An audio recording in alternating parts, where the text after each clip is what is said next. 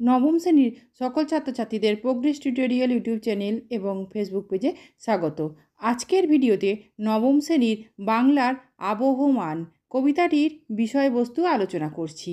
আজকের এই বিষয়বস্তুটি বিস্তারিতভাবে জানতে ইউটিউব চ্যানেলের ভিডিওটি অবশ্যই দেখো।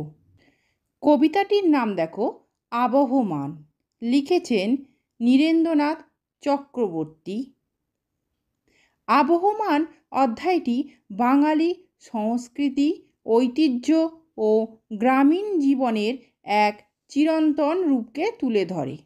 এই পাঠে লেখক দেখিয়েছেন কিভাবে বাংলার প্রকৃতি, উৎসব, রীতিনীতি, কৃষিকাজ, লোকসঙ্গীত, নৃত্য এবং হস্তশিল্প প্রভৃতি প্রজন্মের পর প্রজন্ম ধরে চলে আসছে।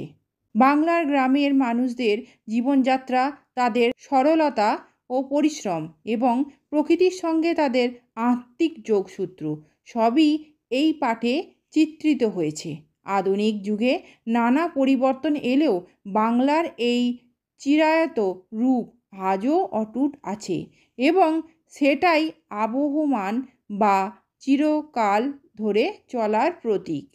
এটি আমাদের শিক্ষা দেয় যে যতই সময় এগিয়ে যাক, আমাদের শিকড়, সংস্কৃতি ও আত্মপরিচয় যেন আমরা ভুলে না যাই।